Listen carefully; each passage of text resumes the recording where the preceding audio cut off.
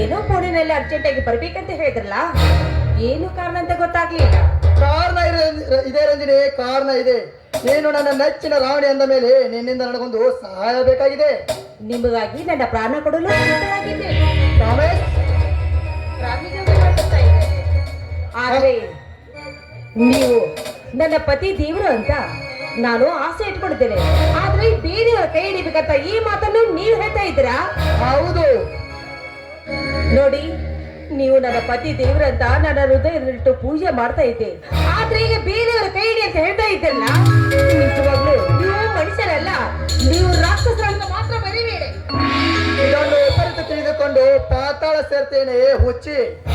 ನೀನೆಂದಿದ್ದರೂ ನನ್ನವಳೆ, ಆದರೆ ನನಗೆದುರಾಗಿ ಅಶಾಂತಿಯ ಕೈ ಹಿಡಿದು ಈ ಸಿಂಹಕ್ಕೆ ಸಿಂಹನಾಗಿ ಮೆರಿತಾ ಇದ್ದಾನಲ್ಲ ಆ ಶ್ರೀರಾಮ, ಆ ಸಿಂಹ ನಿನ್ನಿಂದ ಬೀದಿ ಪಾಲಾಗಿ ನನ್ನ ಕೈ ಸರಿಯಾಗಿ ನಮ್ಮಡೆಯ ಹುಡಿಯಾಗಿ ಬದುಕಬೇಕು. ಅದಕ್ಕೆ ನಿನ್ನ ಸಹಾಯ ಅಗತ್ಯ.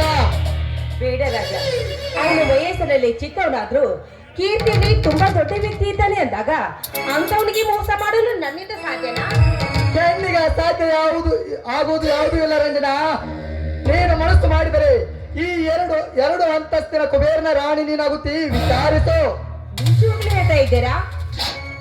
ನಿಜವನ್ನರಿಯದೆ ಎಂದು ಬಾಯಿ ಬಿಚ್ಚೋಣಲ್ಲ ಈ ರವಿವರ್ಮ. ಮನದಲ್ಲಿ ನನ್ನ ಒಡತಿಯಾಗಿ, ಈ ಸಮಾಜದೆದುರಿಗೆ ನನ್ನ ತಂಗಿಯಾಗಿ ಆ ರಾಮನ ಮನ ಪ್ರೇಯಸಿಯಾಗಬೇಕು. ಆಮೇಲೆ ಆ ಶಾಂತಿಯು ನಿನ್ನ ದಾಸಿಯಾಗಿ, ಈ ಊರಿನ ಅರಸನ ರಾಣಿ ಅಂದ ಮೇಲೆ ನಿನಗೆ ಈ ಊರಿನ ಜನರೆಲ್ಲ ನಿನ್ನ ಕಾಲು ಹಿಡುತ್ತಾರೆ. ಇದು ನಾನೆಗೋ ಸತ್ಯ. ಇವರ ಆನರ್, ಎಂತ ಚಾಣಾಕ್ಷತೆಯಲ್ಲಿ ನಿಮ್ದು. ಈ ನಿಮ್ಮ ತಲೆಗೆ ಏನ್ ಬೆಲೆ ಕೊಡ್ಬೇಕಂತ ನನಗೊಂದು ಗೊತ್ತಾಗ್ತಾ ಇಲ್ಲ. ನೋಡಿ, ನಾಳೆಯಿಂದಲೇ ನಾನವರ ಪ್ರೇಯಸಿ, ಸರಿನಾ? Very good. ಈ ಸಂತೋಷದ ಸಮಯದಲ್ಲಿ ಈ ಎಲ್ಲಾ ಜನತೆ ತಲೆ ಎಲ್ಲಾಡಿಸುವಂತೆ ನನ್ನದೇ ಗಪ್ಪೆ ಗೀತೆ ಹಾಡು.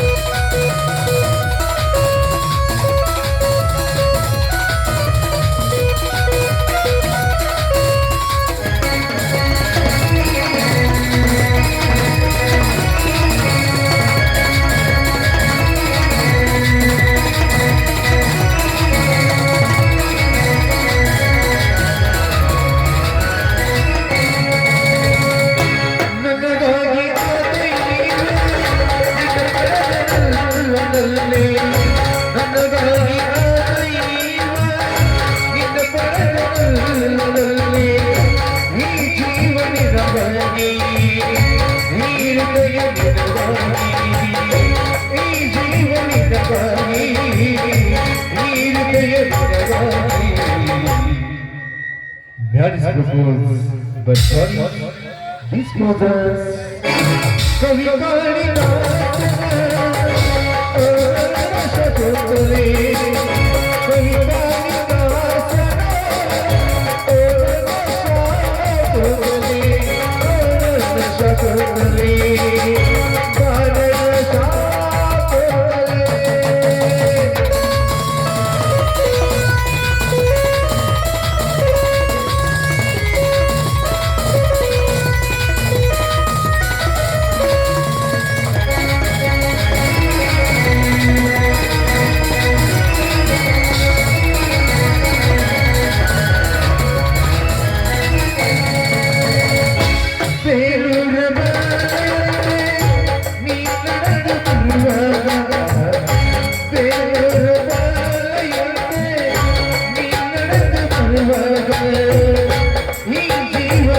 ನಿನಗಾಗಿ ಈ ಹೃದಯ ನಿನಗಾಗಿ ಈ ಜೀವ ನಿನಗಾಗಿ ಈ ಹೃದಯ ನಿನಗಾಗಿ Marriage proposed, but what is this proposal?